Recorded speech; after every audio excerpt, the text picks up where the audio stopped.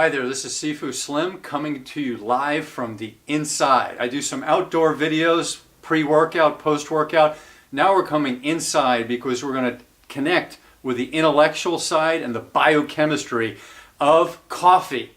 I was going to write a book several years ago called Beaned, as in bean, the untold story of the coffee tree, because I have read many things about the coffee tree. We're going to talk about that briefly. But age 53, I am the author of Sedentary Nation. I'm the author of The Aging Athlete. Those are two things that I've studied for the past 10 years. And I feel strongly about certain things on wellness, the pattern of wellness, the biochemistry, the addictions.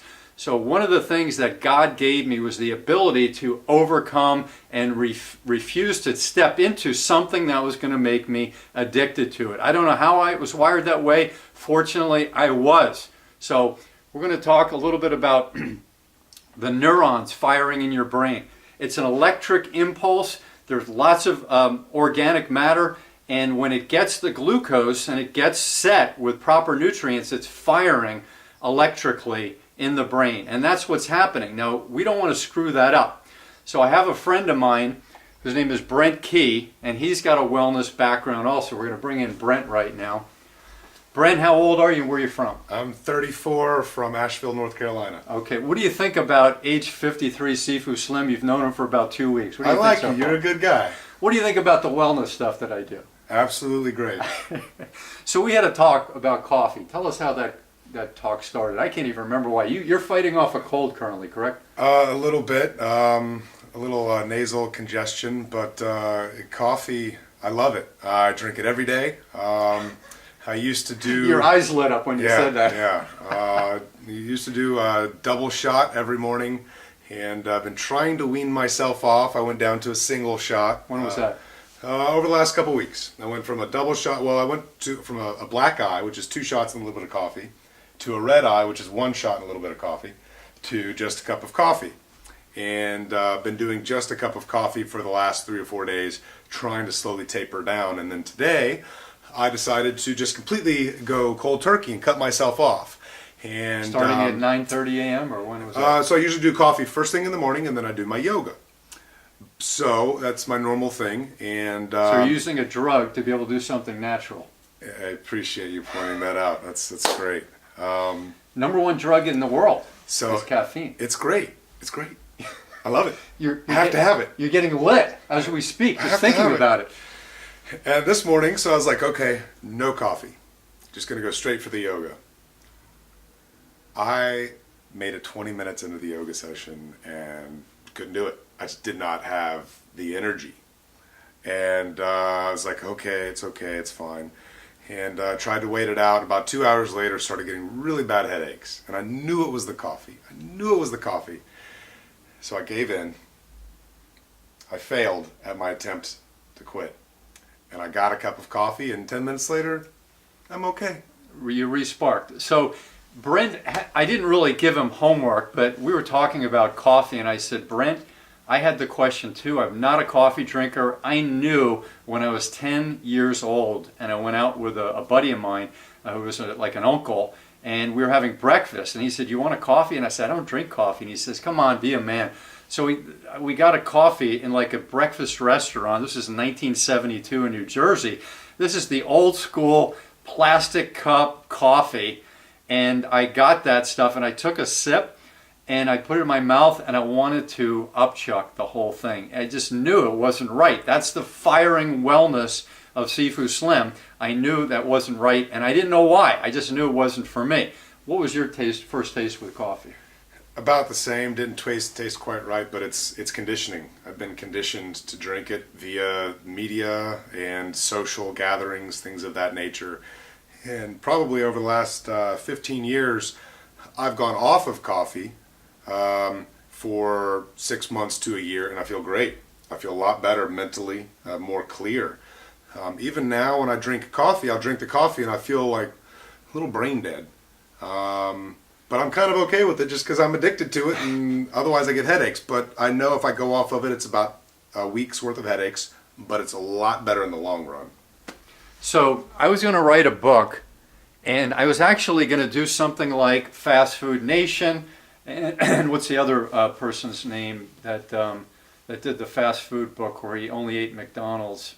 Supersize Me. Supersize Me. I was going to do that type of a thing, not drink it, but go through Colombia and the places where they grow coffee around the world and get to know. I speak Spanish. Get to know the people who are growing it and find out if it's true, which is what I read, that the way we do it is not the correct way. We don't grow it the correct way. And my philosophy is anything done on grand scale, that means if you're going to provide it to a good portion of those 7 billion people out on the planet, it's going to be compromised from all kinds of points of view. How you grow it, where you grow it, how you ship it, how the people are paid that are in that trade or in that shipping, how it's transported, and how it's stored. I think it's going to be compromised to a significant enough degree on all facets just because it's the market system, supply and demand. You have to get it to all the providers, the purveyors of coffee. So I looked into that. I was going to write this book. This was going to be my way to be a famous author, dig in, hopefully not get shot or have a machete come across the back of my neck while I was looking into these things, because that's people's livelihood I'm criticizing. But the book had already been written, and it's called All About Coffee, the book.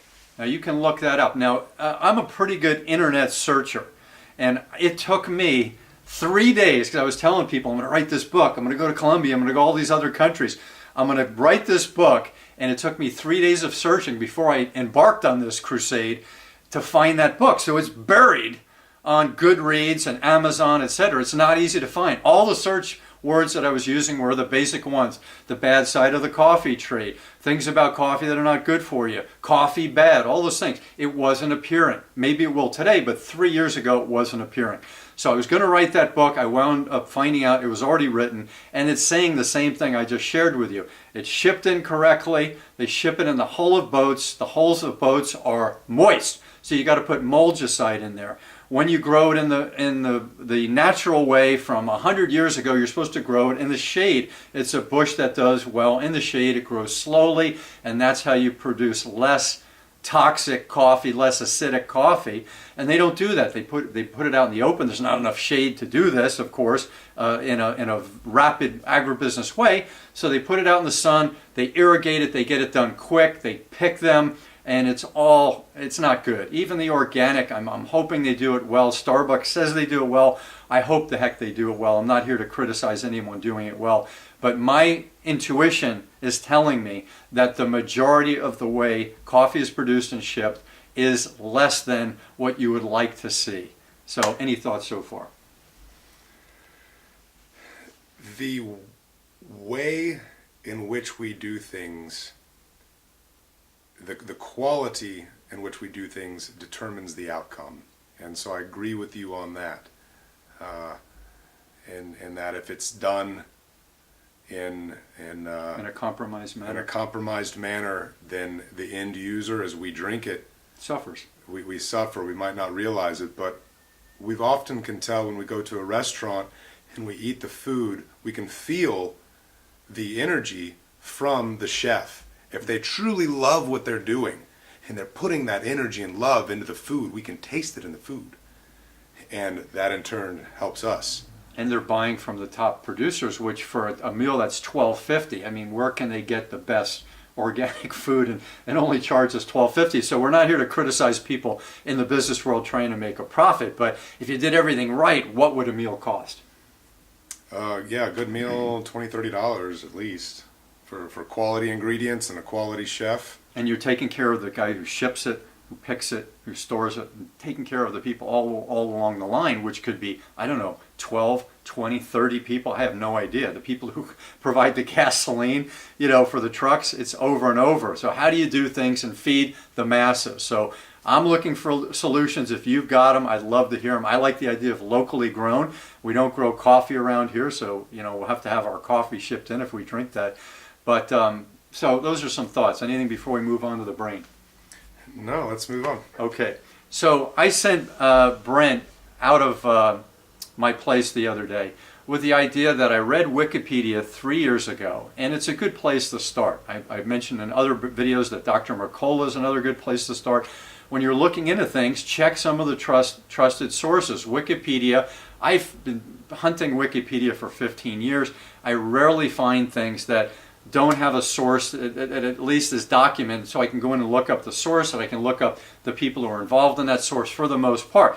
So I read the coffee article on Wikipedia 3 years ago, and in my estimation it was 98% negative on coffee and caffeine and about 2% positive. And I'd heard all these things about antioxidants, stimulus, social, energy, all of those things, and it wasn't those didn't sound right to me, and so I wanted to look up coffee. In my opinion, it's a stomach irritant. It fires your adrenals, which you don't want to do, and it's addicting. So those are a quick 3 things. Anything else? It's very acidic to the stomach lining.